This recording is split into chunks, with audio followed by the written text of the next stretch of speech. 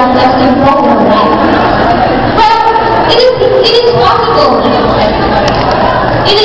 How the government may allow this incredible amount wherein this means that the only safety procedure or strategy, the counterpart is increasing criminal drug abuse. Not only to the students, but also for all the people within the society. Thank you. So, can the results bring back the money that was spent and will the drug be gone?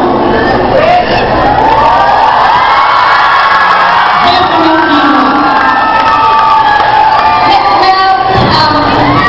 Other information. This might be a step forward for a nation to beat this drug because early detection is an early prevention. Thank you. The second is testing will be of muscles. How? Because drugs like cocaine or intake introduces metabolite called benzodiazepine. It is the stuff that being measured and detected in human urine. Several studies show that metabolite stays in our system for around 2 to 3 days. Habituated use of cocaine results in traces of cocaine being detected in our urine for after 12 weeks. And cocaine is said to be retained in your hair for eternity. About the activity of this mandatory drug testing, there are a lot, many kinds of drug testing. It might be urine, a blood, a hair sample, and then the government will select those kinds of medical drug testing that they think that this is the most effective one. But our government cannot afford. That's why they are proud. Random drug testing, they have only used the materials or the measuring material that can possibly detect 2 drugs. And if we are to use those high-tech measurement materials, it will cost so much money that the Philippines would be the poorest of the poor.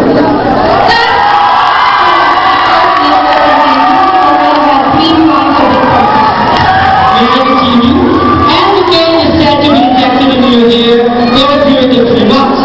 Illegal drug users may only pause any taking drugs within this periods of time to have a negative test. And there are some ways that the users have developed for drugs not to be detected in our body for a short period of time, all while in the process of testing. And third, after all, the main problem is not with the student, but with the factors that push them to take drugs. Well, I want to tackle 3 common factors. First, environment. We all know for a fact that there are so many places here in the Philippines that has the high rate of violent violence. People like college students take to make money to get selling of drugs. And in the long run, they will indicate and be addicted to it. Second, curiosity.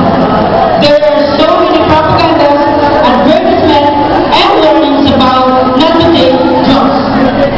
Curiosity comes by asking why. Why is it that there are so many people that being addicted to it that the government would be worried of? They will try taking it for them to know what is the feeling of being under the influence of drugs. And last is defense mechanism. Because of the problems financially and family relationships, people take drugs and alcohol for them to temporarily forget their problems. But they don't know that the problems are still there. Some needed the stimulators, especially for those who work in night shifts, for them, for them to stay active and away from work. Why don't we allocate this money that will be used for drug testing for counseling projects that will enhance family relationships and give those poor people education for them to be qualified for so that they will be qualified for work, so they will not be unemployed and help them financially. And give them projects